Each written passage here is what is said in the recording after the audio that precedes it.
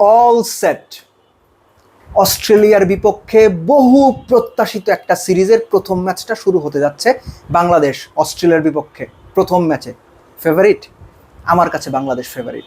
আর এই ফেভারিট তকমাটা গায়ে নিয়ে বাংলাদেশ যখন মাঠে নামবে, আমি এর আগেও একটা আলোচনাতে বলেছিলাম, আবারও বলছি, এই মুহূর্তে ওয়ানডে স্কোয়াডের সবচেয়ে ইনফর্ম ব্যাটসম্যান তাওহিদ হৃদয়কে কিভাবে আপনারা ব্যবহার করবেন, এটার উপরে অনেকটাই নির্ভর করবে বাংলাদেশের এন্টায়ার ব্যাটিং লাইন আপ কেমন করে। বেশ কিছুদিন আগে বাংলাদেশের ড্রেসিং রুমে আলোচনা হয়েছিল, টপ অর্ডার থেকে 100 করতে হবে, সেঞ্চুরি করতে হবে। তাওহিদ হৃদয় সেই সেঞ্চুরির পসরা, রান করার পসরা, রানের ফোয়ারা ছুটিয়ে গেছেন ঢাকা প্রিমিয়ার ডিভিশন ক্রিকেট লিগে এবং স্পেসিফিক্যালি 4 নম্বর পজিশনে। এর আগের আলোচনাতে আমি বলেছিলাম, দয়া করে তাওহিদ হৃদয়কে এর আগের সিরিজের মতো ঠেলে ঠেলে নাম্বার 6-এ পাঠায়েন না, দলের জন্য ক্ষতি হবে। তাওহিদ হৃদয়কে টেনে ওপরে তুলেন না, দলের জন্য ক্ষতি হবে। নাম্বার 4 অথবা নাম্বার 5 লিটন তাওহিদ হৃদয় অদল বদল করে একজন 4 একজন 5-এ খেলতে পারে, কিন্তু এই দুজনকে 4-5 থেকে সরায়েন না। বাংলাদেশ টিম এখন এই মুহূর্তে শুধু ভালো শেপে আছে সেটা না, দারুণ কনফিডেন্স নিয়ে এই দলটা মুভ করছে। দলের বডি ল্যাঙ্গুয়েজ, অ্যাপ্রোচ এবং অনফিল্ড পারফরমেন্স সব কিছু মিলেই বাংলাদেশের এই দলটা অস্ট্রেলিয়ার এগেনস্টে ফেভারিট হিসেবে মাঠে নামতে পারে। আপনি আমাকে মনে করতেই পারেন যে আমি খুব বাড়িয়ে বলছি না, আমি বাড়িয়ে বলছি না। বাংলাদেশ ম্যাচ হারতে পারে, কিন্তু অস্ট্রেলিয়াকে চেপে ধরে ম্যাচ হারিয়ে দেওয়ার সামর্থ্য এই বাংলাদেশের দলটার রয়েছে, স্পেসিফিক্যালি যখন মিরপুরের হোম অফ ক্রিকেটে খেলা।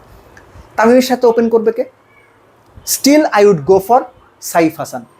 Right hand left hand combination তো বটেই, একই সঙ্গে সাইফ সবশেষ প্রিমিয়ার ডিভিশনের ম্যাচটাতেও 90+ রানের একটা ইনিংস খেলে গেছেন, ফর্মে ফেরার আভাস কিছুটা হলেও দিয়েছেন।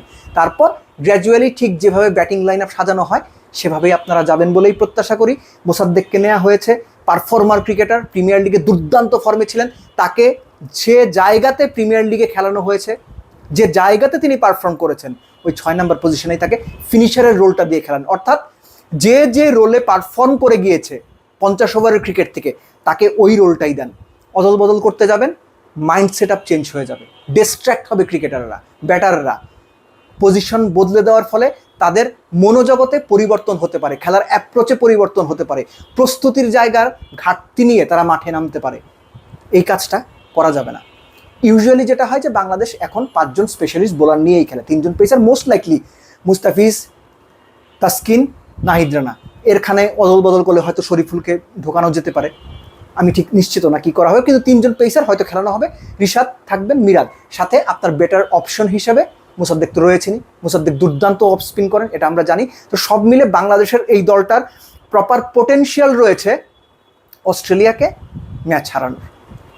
তবে সেই ম্যাচটা সহজ যে হবে না এটা বোধহয় আমরা মনে করতেই পারি। এবং আরও একটা বিষয় ইম্পর্টেন্ট হয়ে ওঠে, সেটা হচ্ছে যে অস্ট্রেলিয়া বা যে কোনো বড় টিম ওপেনিং, ফিনিশিং কিংবা স্লগের সময়টা, পাওয়ার প্লে সময়টা কীভাবে ইউজ করে, কীভাবে পাওয়ার হিটিং করে, দ্রুত রান বের করে, এগুলো তো আমরা দেখে অভ্যস্ত। মিডল ওভার্সের যে বিষয়টা, এই মিডল ওভার্সে কিন্তু অস্ট্রেলিয়া খুব খুব ডিস্ট্রাকটিভ এবং ডেঞ্জারাস। বাংলাদেশকেও ওই রোলটা প্লে করতে হবে, এবং এই রোল প্লে করার জন্য তাওহিদ হৃদয়, লিটন, মোসাদ্দেক, এই 3 জনের চাইতে বেটার অপশন এই মুহূর্তে বাংলাদেশেই নাই।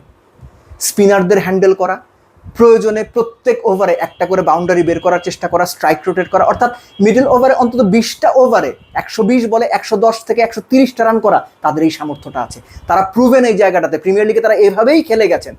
সো তাদের ওপর অনেক কিছু নির্ভর করবে। আবার বাংলাদেশের বোলার যারা রয়েছেন তাদের এনশিওর করতে হবে পাওয়ার প্লে, ফিনিশিং তো বটেই, স্লগ ওভার তো বটেই, ডেথ তো বটেই, মিডল ওভার্সটা যেন অস্ট্রেলিয়া খুব বেশি রান না তুলতে পারে। মিডল ওভার্সে যেন আমাদের স্পিনাররা, কিছু ক্ষেত্রে পেসাররা উইকেট তুলতে পারেন।